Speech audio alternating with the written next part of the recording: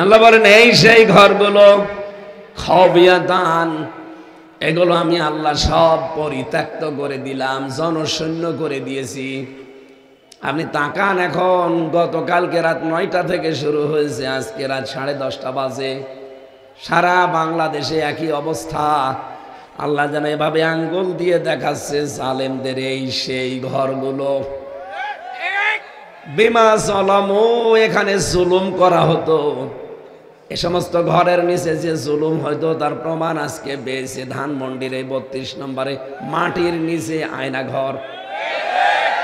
সব সাংবাদিকরা যে ভিডিও করে দেখাচ্ছে 6 তলা নিচে আর ওপরে 6 তলা, মাটির নিচে 6 তলা কি করবেন আপনি?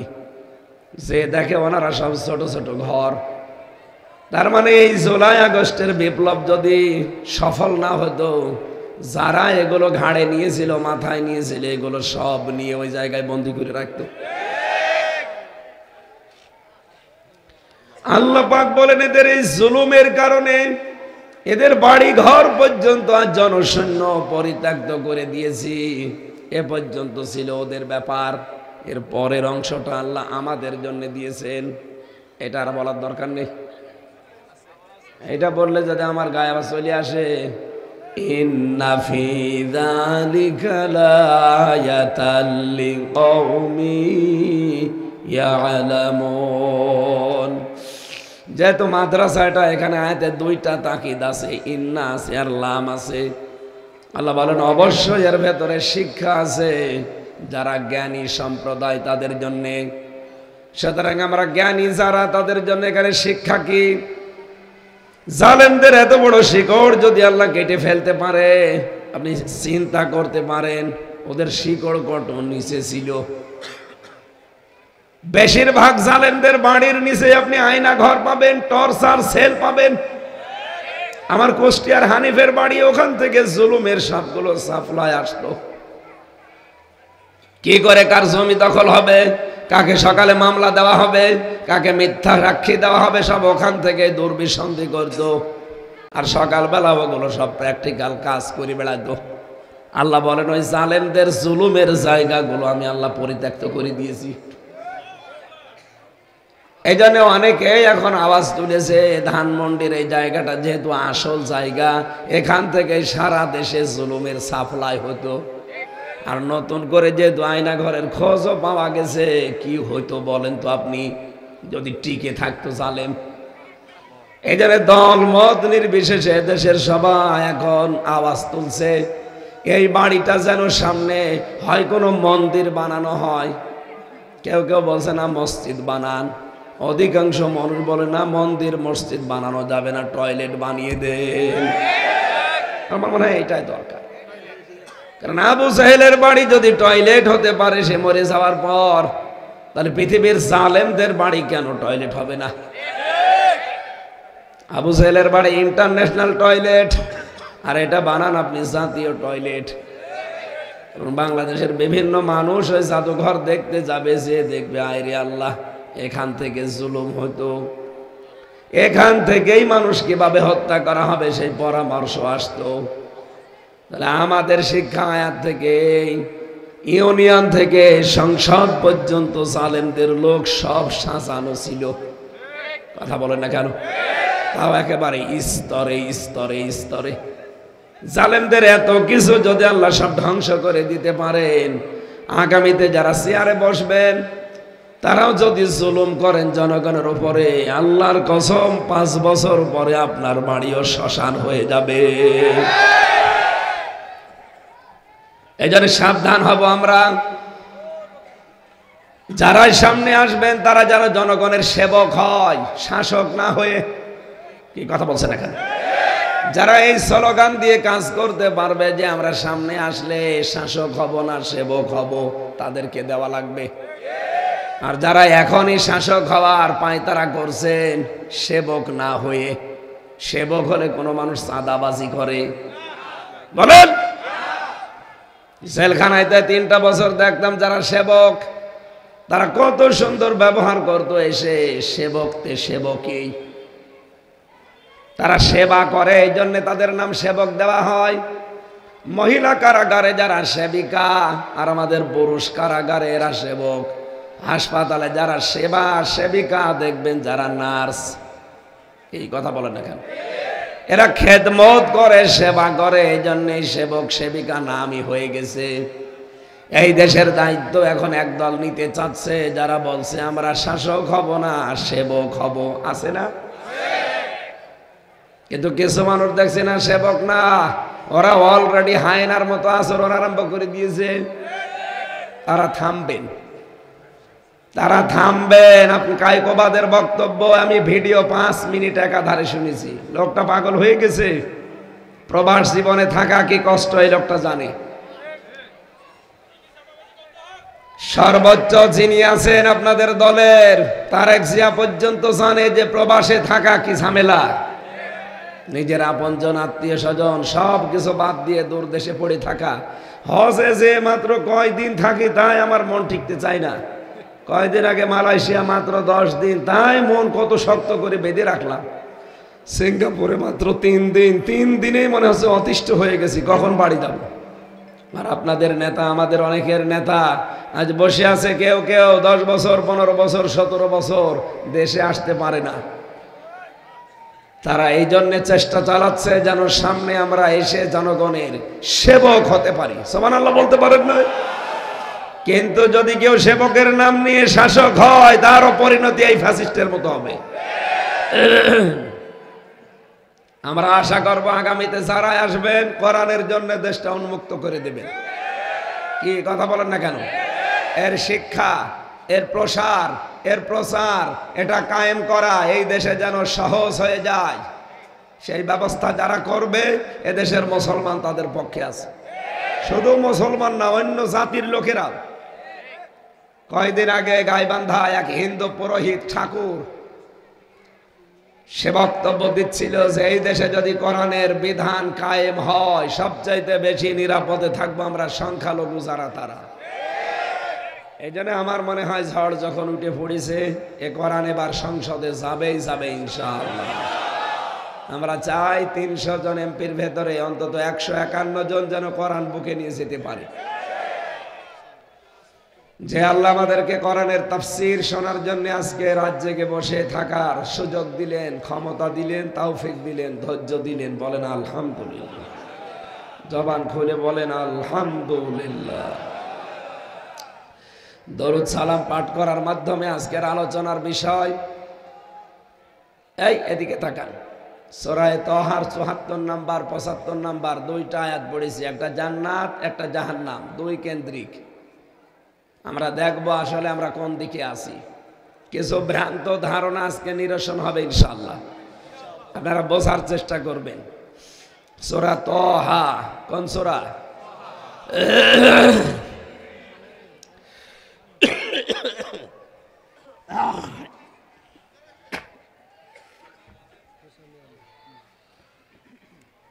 কণ্ঠ সাপোর্ট করছে না, গলা ভেঙে গেছে তো জোর করে বলতে গেলে আরো বসে যাচ্ছে। অল্প দেবেন, একেবারে এক ঢোক। কি চিনি মিশানো না?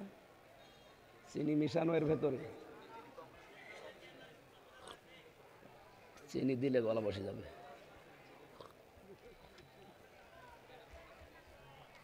ঠিক আছে থাক, আমি লাগলে বলবো। আমার ভাইরা, কোরআন শরীফের ভেতরে বিশ্ব নবীকে 99টা নাম দিয়ে আল্লাহ ডাক দিয়েছেন। তার প্রধান নাম 7টা। কয়টা? রব্বুল আলামিন বলেন তাহা, তার ভেতরে একটা ইয়াসিন, আহমদ, মোহাম্মদ, আব্দুন, মুজাম্মিল, মুদাসসির। কয়টা বলেন বলেন?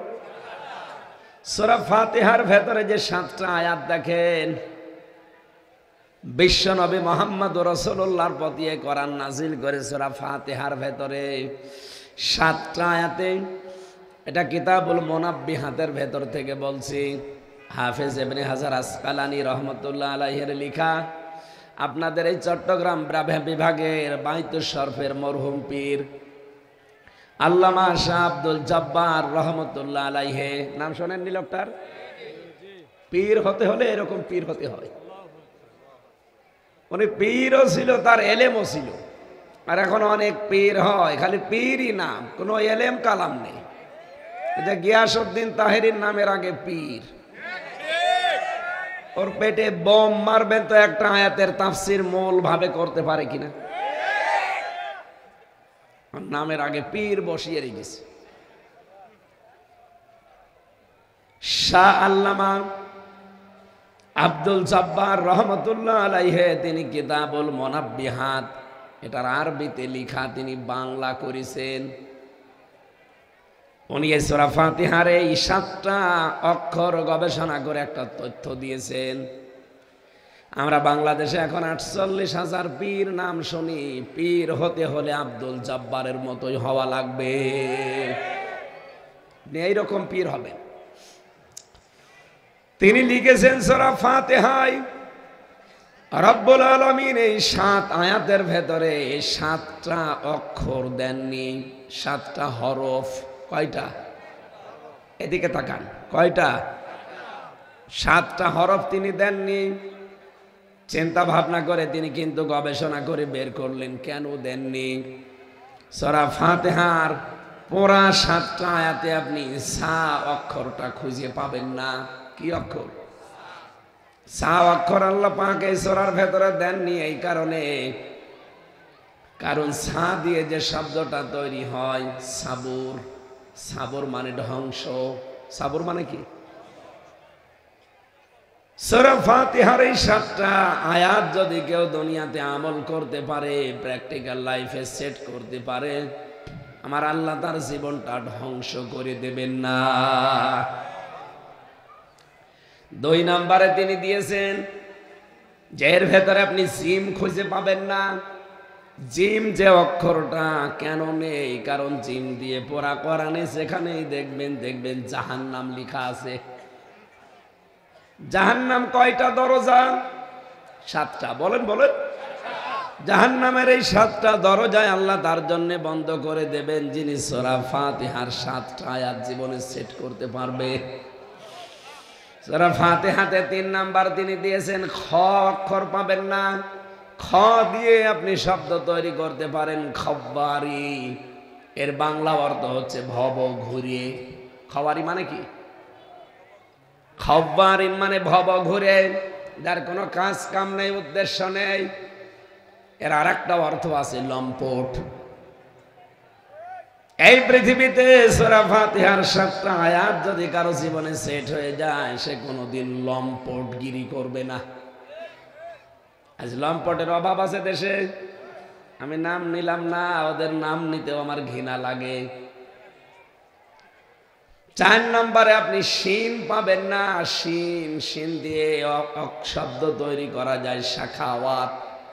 শাখাওয়াত না, শিন দিয়ে শাখাওয়াত হলে সৌভাগ্য, আর শিন দিয়ে শাখাওয়াতুন মানে দুর্ভাগা।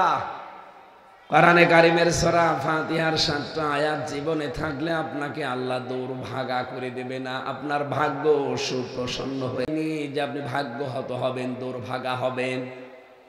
আপনি ভাগ্য হারিয়ে ফেলবেন না। এই কোরআন এই জন্য দিয়েছেন যে আপনার ভাগ্য খুলে দেবে, আপনি ভাগ্যকে সুপ্রসন্ন করতে পারবেন।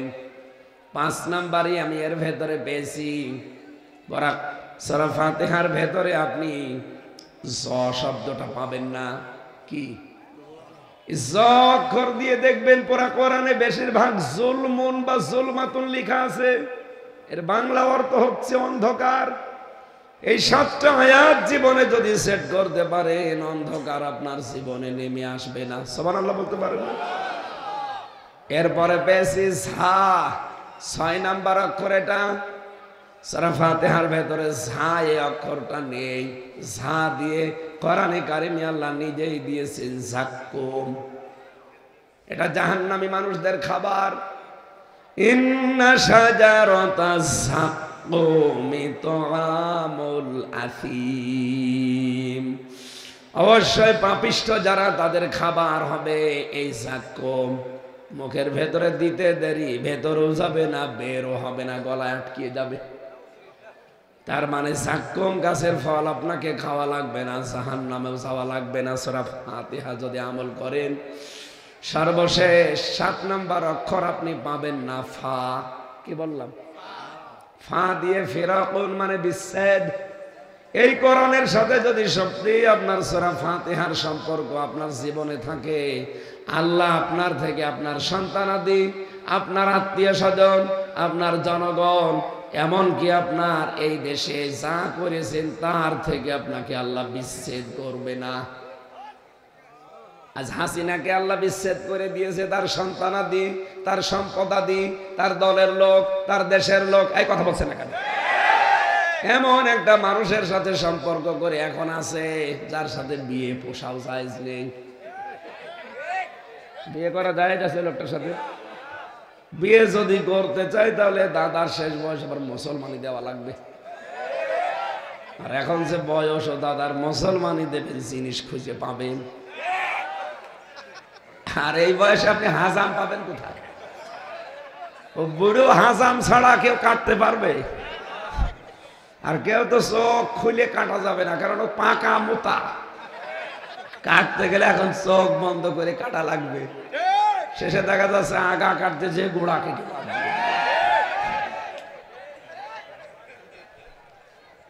সুতরাং দাদার শেষ বয়সে মুসলমানি দেওয়াও সম্ভব না, ও বিয়ের স্বাদ আর মেটবে না।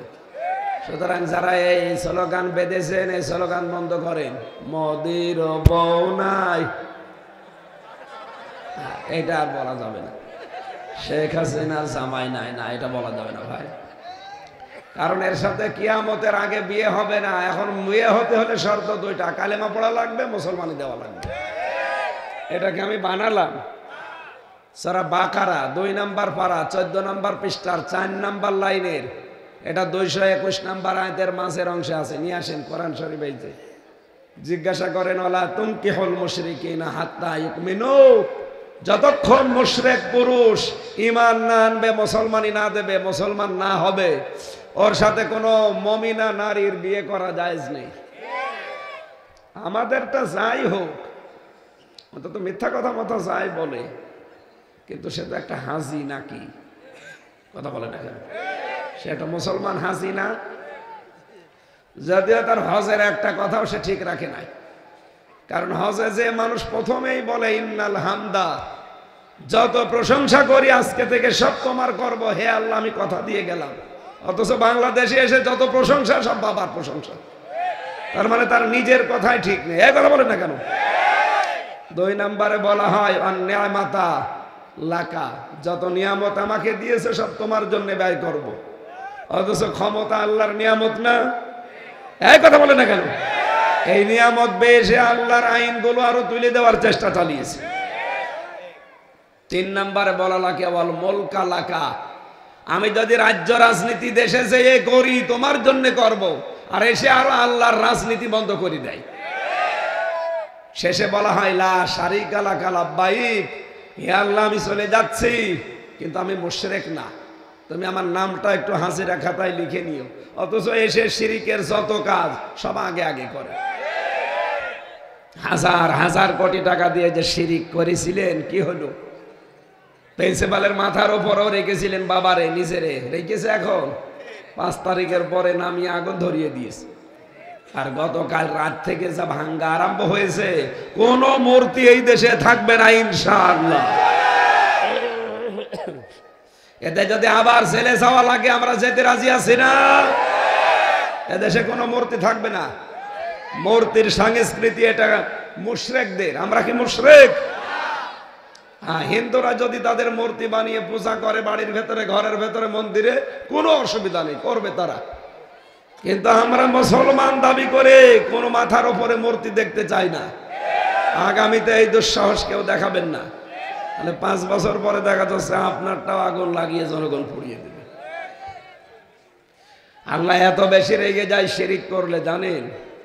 এই যে এই মানুষটা, কিছু লাগবে না, ইনি যদি এখন বাড়িতে যেয়ে দেখেন ওনার স্ত্রীর কাছে পাশের বাড়ির এক সলিমদ্দি শুয়ে আছে, বউকে জড়িয়ে ধরে, কিছু কিন্তু করেনি, এমনি শুয়ে আছে, উনি মানবে?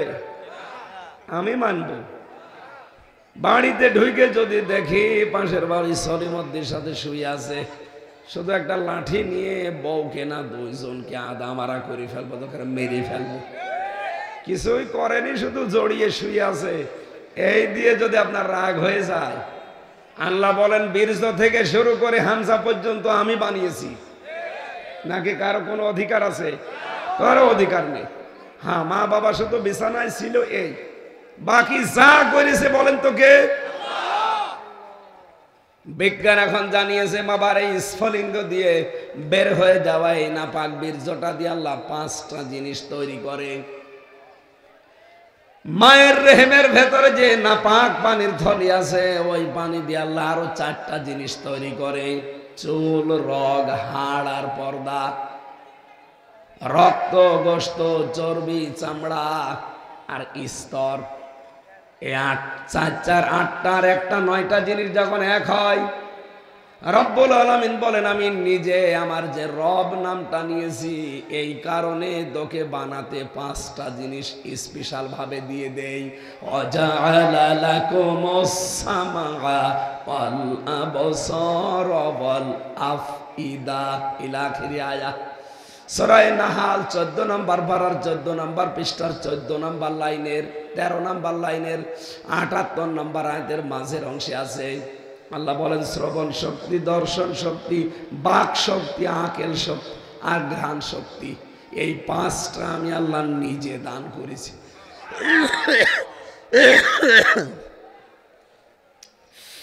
8 5 13টা জিনিস যখন এক হয়ে যায়, আল্লাহু আখরাজাকুম মিন বুতুনি উম্মাহাতিকুম লা তা'লামুনা শাইআ, তখন আস্তে করে বাচ্চার আকারে ওকে বের করে দেওয়ার জন্য জিনিসপত্র সাজায়। কমপক্ষে 360টা হাড় দেয়, এক একটা হাড় শরীরের ভেতরে এক এক রকম। যত হাড় প্রকার আমাদের শরীরে আছে, সব হাড় যদি একরকম হতো জীবনও চলাফেরা করতে পারতেন না। কথা বলেন না কেন? শুধু হাড় দিয়েই শেষ করে দেয়নি, প্রতিটি হাড়ের সাথে আমি জয়েন্ট দিয়েছি। এই জয়েন্ট গুলো যদি না দিতাম কোনো জিনিস ধরতেও পারতিস না। তোর এই 3.5 হাত বডির ভেতরে 9768 প্রকার চামড়া দিয়েছি। এক এক জায়গার চামড়া এক এক রকম, এক চামড়ার সাথে মেলে না। এমনকি আমার চামড়ার সাথে যদি ভাইয়ের চামড়া আপনি দেখেন মনে হচ্ছে একরকম, ওনার চামড়া কেটে যাক, ফেটে যাক, ছিঁড়ে যাক, আমার চামড়া লাগিয়ে দেবেন, পছন্দ ধরবে। কে পরীক্ষা করে দেখেন। ওনার চামড়া যদি কেউ ভালো বানাতে চান, তাহলে ডাক্তারদের উচিত হবে ওনার শরীরের এই 9768 প্রকার কোন জায়গার চামড়া কেটে ওখানে লাগানো লাগবে। আপনি কোনোদিন চিন্তা করেছেন কেন আমার চামড়া লাগে না ওনার শরীরে? কেন? কোরআন হাদিসের বর্ণনা এই, এ পৃথিবীর বান্দা বান্দিরা, তোর চামড়া এর চামড়ার সাথে মেলে না। আর কিয়ামতের দিন ও তোর বোঝা, পাপের বোঝা বহন করে দেবে। ও বলে আর তুই বিশ্বাস করিস? ও তো একটা ভণ্ড আর তুই পাগল। ও বাংলার মুসলমানেরা, কেউ কারো বোঝা বহন করবে না। ওয়ালা তাসিরু ওয়াসিরাতু বিসরা উখরা, কিয়ামতের দিন যার বোঝা তার বহন করা লাগবে। কথা বলেন ঠিক কিনা? কেউ কারো বোঝা বহন করবে? আরো জোরে বলেন না। সুতরাং যে ভণ্ড পীরগুলো এই কথা ছড়ান যে তোর কোনো চিন্তা নেই, তোর বাবা আছে, ওটা একটা ভণ্ড। কেউ কারো বোঝা বহন করবে না কিয়ামতে। এই জন্য চামড়ার সাথেও চামড়ার মিল নেই। আরো কয়েকটা জিনিস আমি দেখেছি মেলে না, তার ভেতরে হাতের এই আঙ্গুলের ছাপ, এর ভেতরে 153টা রেখা আছে, কিন্তু কারো সাথে কারো রেখা আজ পর্যন্ত মেলেনি, কিয়ামত পর্যন্ত মিলবেও না। যদি কারো সাথে কারো রেখা মিলেছে তো কারো জমি জায়গা ঠিক থাকতো, সব জাল দলিল করে নিয়ে নিতাম। আরো একটা আশ্চর্য আমি কয়েকদিন আগে পেয়েছি, এই ছেলে যাওয়ার আগে। আমার শরীরের এই যে বিশেষ করে এই জায়গাটুকু যেখানে 153টা রেখা আছে, এইটা আর এইটা, এই জায়গা থেকে যদি আপনি ছুরি দিয়ে কেটে কেটে সব রেখাগুলো তুলে ফেলেন, দেখবেন কিছুদিন পরে যখন এটা ভালো হয়ে যাবে, ওই রেখাগুলো আবার আগে যা ছিল তাই হয়ে যাবে। আমি নিজে এটা প্রমাণ করেছি যে এই জায়গাটা 19 সালে কেটে গিয়েছিল। 20 সালের শেষের দিকে জেলে যাওয়ার আগে একবার আমি পরীক্ষা করেছিলাম, এটা ভালো হয়ে যাওয়ার পর আমি আঙ্গুলের ছাপ জানি 153টার উপরে হয় না। পরবর্তীতে 1.5 বছরের মাথায় দেখলাম আমার আল্লাহ আবার আগেরটা ফিরিয়ে দিয়েছে। 3 নম্বরে আপনি দেখবেন মানুষের ভেতরে 3 নাম্বার যেটা বেশি সেটা হচ্ছে এই যে এই কণ্ঠের স্বর। আমরা যে কথা বলতে পারি, খলাকাল ইনসান আল্লামাহুল বায়ান, মানুষকে আল্লাহ জানিয়েছে যে আমি তোরে বানিয়েছি আর আমি কথা বলা শিখিয়েছি। এজন্য কণ্ঠের ভেতরে 27টা স্তর আছে। একটা কথা তৈরি হওয়ার জন্য 27 জায়গায় ধাক্কা লাগে। এটা তো বিজ্ঞানের কথা। আর কোরআন আর হাদিসের ব্যাখ্যা হচ্ছে প্রতিটি স্তরে একজন করে ফেরেশতা বসে আছে। এর কাছে এর কাছে এর কাছে এভাবে দিতে থাকে। 27 নাম্বার জায়গায় যে কার কথা কণ্ঠের সাথে কোন অবস্থায় দিলে মিলবে, 26 নাম্বার পর্যন্ত ঠিক আছে। 27 নাম্বার জায়গায় ফেরেশতা ওটা ওই রকম করে বের করে দেয়। আমার কথা ওনার কথা যদি সব একরকম করে বের করে দিত, দুনিয়াতে মুসিবতের শেষ থাকতো না। এর রাত 11টা 11:30টায় যদি বাড়ি যেয়ে বলতাম যে ম্যাডাম দরজা খোলেন, অথচ কণ্ঠ আমার না উনি, বলেন তো ঠিক থাকতো? বাবা শাহজালাল সব হালাল হয়ে যেত। কণ্ঠের স্বর কারো সাথে আজ পর্যন্ত কারো মেলেনি, কিয়ামত পর্যন্ত এটা মিলবে না। 4 নম্বরে আমার আল্লাহ জানিয়েছেন এই যে জিহ্বা জহব্বার যে স্তর, যে স্বাদ নেই আমরা 1,17,000 এর ভেতরে আমার আল্লাহ আস্বাদন স্তর দিয়েছেন। বিজ্ঞান কোন কোন জায়গায় লিখেছে 1,50,00,000। আর এর ভেতরে স্বাদ নেওয়ার জন্য যে স্তরগুলো আল্লাহ দিয়েছেন জহব্বায়, কমপক্ষে 357 প্রকার খাবারের স্বাদ আপনার জহব্বা একবারে নিতে পারে। বাংলাদেশ সহ বিশ্বে যতগুলো দেশে আমি এই ছোট বয়সে গেছি, কোন রেস্তোরাঁ, কোন হোটেলে, কোন বাড়িতে একবারে 357 প্রকার খাবার রান্না হয় আমি পাইনি। আপনি পেয়েছেন? বাংলাদেশের গাজীপুরের নিরিবিলি হোটেল আছে একটা কাপাসিয়ায়, এখানে সর্বোচ্চ খাবার রান্না হয় 180 প্রকার। এর উপরে আমি আর পাইনি সারা বাংলাদেশে। এইটাই ওরাই কাঁঠালের পাতা, আমের পাতা ভর্তা বানিয়ে বলে এইটাও খাবার। কাঁঠালের পাতা নিয়ে এসে ভর্তা বানাবে, এটা একটা ভর্তা। এ আমের পাতা ভর্তা, কচুর পাতা ভর্তা, এরকম সব মিলে 180। আর আমার জহব্বায় স্বাদ নিতে পারে 357টা স্তর আছে। সুবহানাল্লাহ বলতে পারেন? পৃথিবীর কোন হোটেলে এত প্রকার খাবার বানাবে বলেন? 5 নাম্বারটা বেশি, এই চোখ। এর ভেতরে 5টা জিনিস আল্লাহ সাজিয়েছেন। এর ভেতরে আছে, আপনি দেখবেন মনি আছে, কর্নিয়া আছে, লেস আছে, লেন্স আছে, ইকুয়াল আছে, ডিপ ইকুয়াল আছে। কিন্তু চোখ আমরা সবাই মনে হয় যে একরকমই দেখতে, না। আমার এক এক রকম চোখ আল্লাহ এক এক রকম করে বানিয়েছে। কারণ এই চোখের সাথে এ মাথার ভেতরে আল্লাহ 6টা না 7টা জিনিস সাজিয়ে দিয়েছে। ফ্রন্টাল লব আছে, প্যারাইটাল লব আছে, অক্সিপিটাল লব আছে, মোটর কর্টেক্স আছে, সেন্সরি কর্টেক্স আছে, বাক শক্তি আছে। এই 7টা জিনিস পড়া মাথার ভেতরে 1,70,000 তার দেওয়া আছে। এগুলো চোখের সাথে, নাকের সাথে, মুখের সাথে, পুরা শরীরের সাথে আমার আল্লাহ এমনি এমনি দিয়ে রাখে নাই। এই চোখ দিয়ে আপনি যা যাই দেখবেন না কেন, আগে মাথায় খবর হবে, মাথা থেকে সিদ্ধান্ত আসবে যা, তারপরে আপনাকে ওইটা করতে বলবে। আমি ফ্রন্টাল লবটা মিলিয়েছিলাম কম্পিউটার দিয়ে, মাথার ভেতরে ফ্রন্টাল লব আল্লাহ দিয়েছেন। আমরা যদিও মনে করি দেখি চোখ দিয়ে, কি দিয়ে?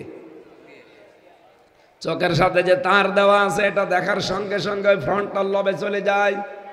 ওখান থেকে সিদ্ধান্ত আসে সামনে সাপ, তাড়াতাড়ি লাঠি হাতে নাও অথবা অ্যাবাউট টার্ন করে দৌড় দাও। এই সিদ্ধান্ত দেয় চোখ না মাথা? বলেন বলেন। বিজ্ঞান এখন জানাচ্ছে এই ১৫০০ বছর পর যে ১,৭০,০০০ যে তারগুলো আল্লাহ দিয়েছেন, একটা তার যদি অকেজ হয়ে যায় মানুষ পাগল হয়ে যাবে। কি নিয়ামত দিয়ে রেখেছেন আপনাকে বলেন। আপনি যে বাড়াবাড়ি করেন, আপনাকে তো টাইট দেওয়ার জন্য আল্লাহর কিচ্ছু লাগবে না, শুধু মাথারে তার একটু ঢিল করে দেবে। কথা বলেন না কেন? এই জন্য নেই থেকে হামসা বানিয়েছে সরাসরি, পুরাটাই কর্তৃত্বকার। বলেন বলেন। আমার উপরে আর কারো কোনো দাবি নেই। মা বাবার দাবি এতটুকু, যারা বিছানায় ছিল, ও বিছানায় না থাকলেও আল্লাহ আমারে বানাতে পারতো। কি বিছানায় না থেকেও বানিয়েছে আল্লাহ আদম আলাইহিস সালামকে, হাওয়া আলাইহিস সালামকে। বাবার বীর্য ছাড়াও বানাতে পারে হযরত ঈসাকে। আল্লাহ যদি ওটা পারে, তো এখন আল্লাহ পারতে পারে না?